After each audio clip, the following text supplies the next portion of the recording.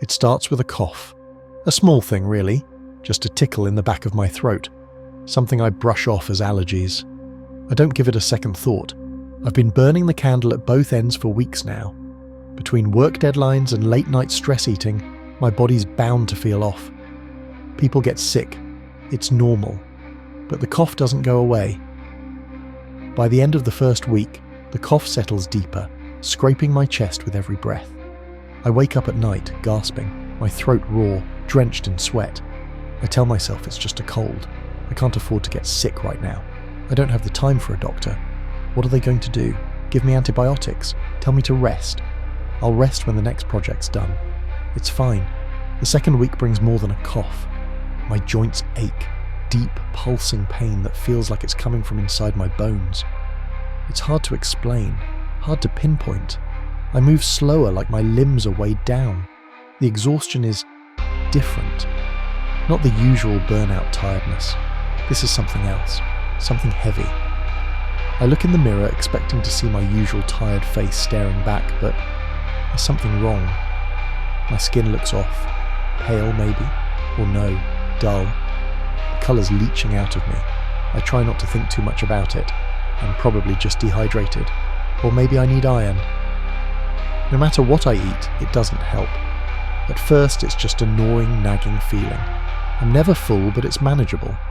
By the third day I'm scarfing down everything in sight, snacks, meals, anything. But the hunger keeps growing, like something's eating away at me from the inside. The more I eat, the emptier I feel. It's like trying to fill a black hole.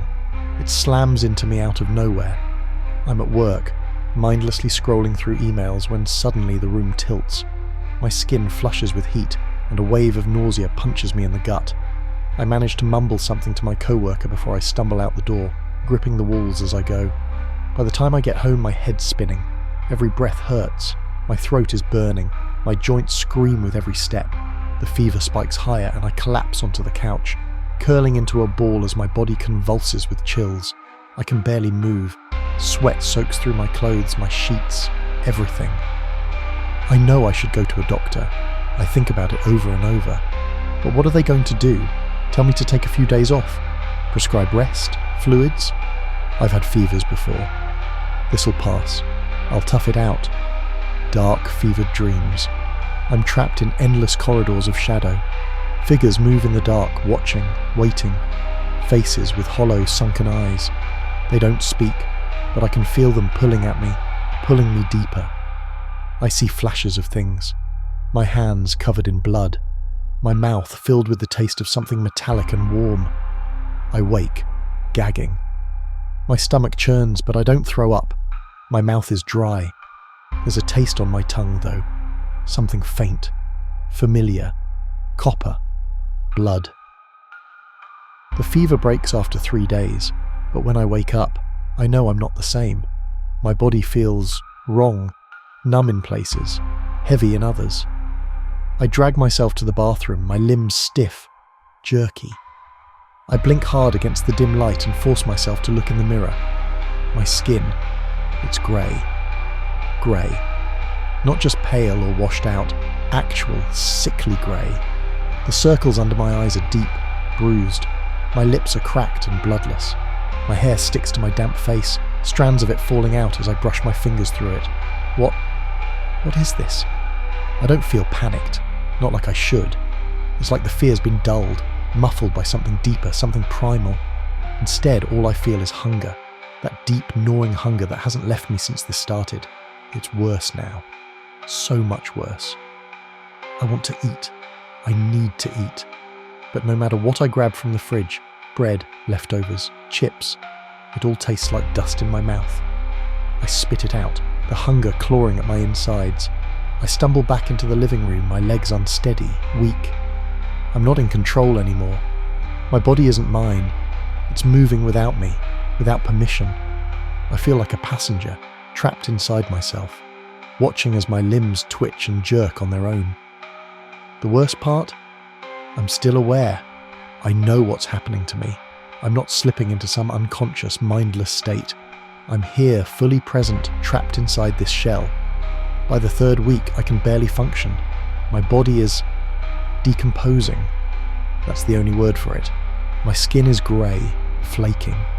My fingernails are cracked, peeling, turning black at the edges. The smell. God, the smell, I can't get it off me. No matter how much I scrub, it's there. Rotting meat. Decay. I don't leave the apartment anymore. I'm terrified of what people will see. I avoid the mirror. I lock the doors, draw the blinds. I don't want anyone to know. I can't go to a hospital. I can't let them examine me. What would they even do? Lock me up? Study me? I'd rather die in this apartment than be some medical freak show. The hunger is unbearable now. I haven't eaten in days. I can't. My body rejects everything. The thought of meat, raw and bloody, sends shivers down my spine, makes my mouth water. I don't want to think about it, but I do, all the time. Tonight, something's different. I feel it the moment I wake up. My body moves before I give it permission.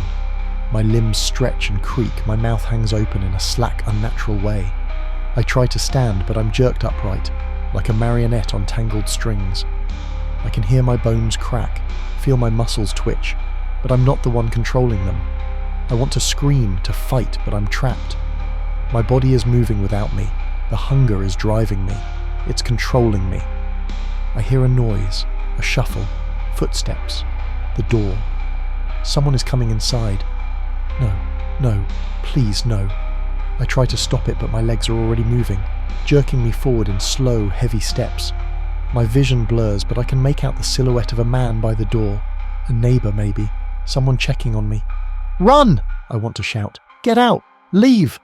But my mouth won't move. I'm on him before he even knows I'm there.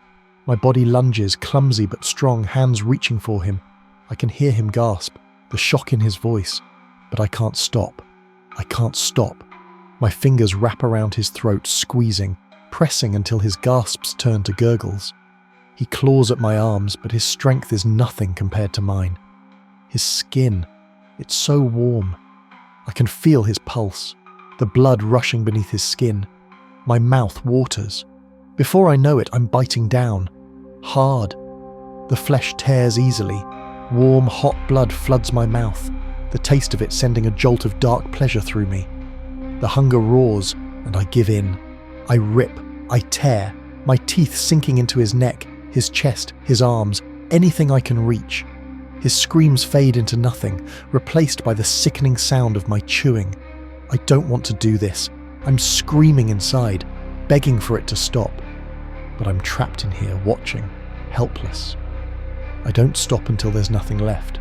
I stand over his body, panting, covered in blood. My body feels satisfied. The hunger is quiet for now.